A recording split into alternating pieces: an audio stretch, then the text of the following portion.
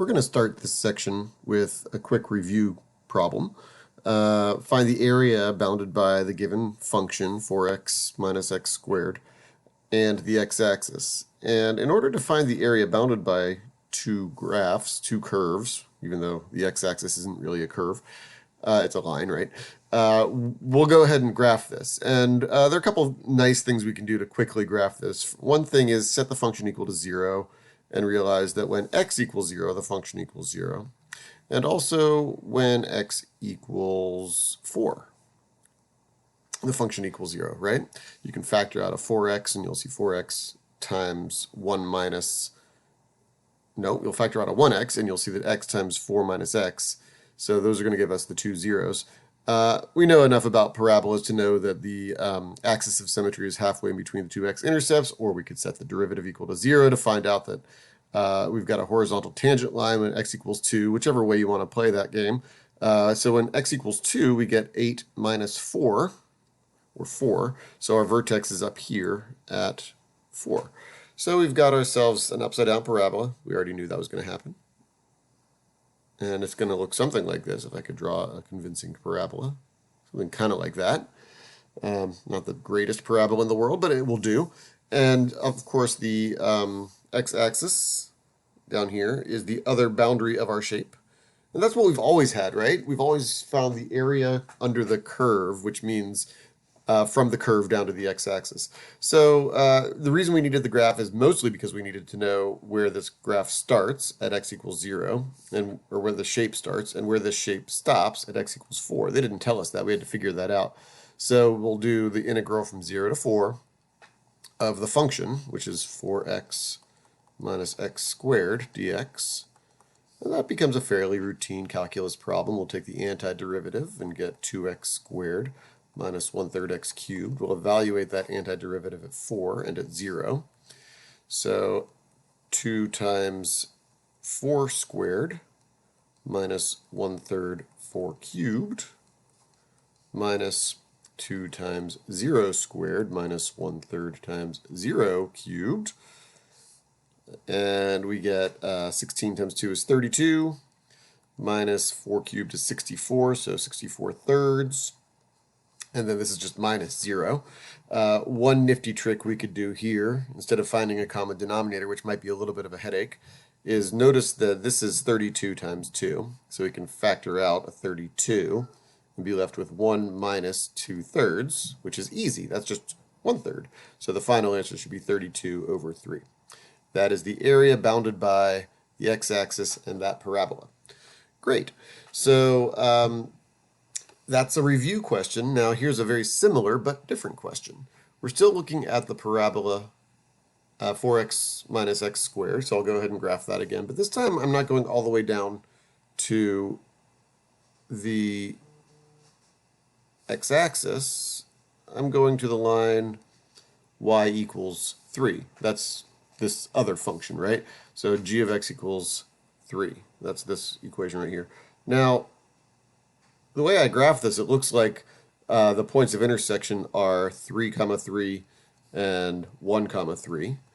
And we can verify that those are, but let's pretend like we had no idea that they were. How would we determine that algebraically? Well, we want to know when the two functions are equal to each other, when f of x equals g of x, or when 4x minus x squared equals 3. And that's a quadratic equation that we can solve pretty easily, I hope. We'll get x minus 1 and x minus 3 equal to 0, so that means that x equals 1 or x equals 3, and lo and behold, x equals 1 and x equals 3 are the two x coordinates of the points of intersection. Why did we care about those? Well, for the same reason we cared about the x equals 4 and the x equals 0 on the previous problem, because those are going to determine the bounds of integration. Now, remember what we're doing here. Let's back up to this one for a second. What we're doing here is we're taking the sum of the areas of a whole bunch of itty-bitty little rectangles, right? So these rectangles have the height of f of x in this case, and a width of dx, right? So this infinitely skinny triangle or rectangle has a width of dx, not delta x, because that would be some finite distance. Dx is after we've taken the limit and it's gotten infinitely small. And then the height here is determined by the function. The height is f of x. Well, we're doing the same thing here, but we're not taking a rectangle that goes all the way down to the x-axis. We have a rectangle that stops at that next line, right? The bottom of the shape. So the top here is f of x. Let's label that with a green, f of x. And the bottom is g of x, and the height of that rectangle is the top y value minus the bottom y value, f of x minus g of x. So the setup for this problem would be we're going to integrate, this time from 1 to 3, of the top function, f of x minus g of x. That is going to be the height of each of the rectangles. And then we always remember that we're multiplying by the width. In this case, in many cases, is delta x. It's that same dx that we're talking about. I shouldn't say delta x, is dx. The same dx that we're talking about every time we integrate with respect to x. So that's the setup. And then from here, it works out to be exactly the same sort of process as before. So f of x is 4x minus x squared. G of x is 3, so we'll subtract 3, and then we'll integrate. Okay, so the actual integration, well, oh, I've already done all this stuff. The actual integration is a little bit more complicated, right? We've got an extra term in here. Everything else stays the same.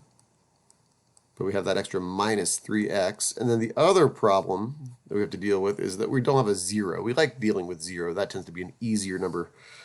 So we'll deal with it, though. 2 times 3 squared minus 1/3 times 3 cubed minus 3 times 3. That's the antiderivative evaluated at x equals 3. And then we'll do 2 times 1 squared minus 1/3 1 cubed minus 3 times 1. That's the antiderivative evaluated at x equals 1. So this is going to be 9 times 2, 27 divided by 3, 3 times 3, and then we're going to get 2 minus 1/3 minus 3. All right, 18 minus 9 minus 9, that's just 0. So we've got negative 2 minus 3 is negative 1, and negative 1 minus 1/3 is negative 4/3. So double negative turns positive, we get an answer of 4/3. Okay. Now, visually speaking, this should make some sense because that 4/3 is much, much smaller than our last answer of 32/3. Well, that should not be surprising at all. This area is a whole lot bigger, right? This area right here is way bigger than the area that we're finding. Scroll, please. There we go. The area that we're finding here. So kind of ballpark this. You can count the squares here and realize that maybe we have a little bit more than 10 squares. That's a little bit hard to do, but you can kind of maybe get an estimate. And then notice that this answer of 4/3, well, that's a little bit more than 1. And we can kind of look at this shape over here, which is a little bit more than the triangle of area 1/2, and then double that. We get a little bit more than 1/2 times 2, which is 4/3, right?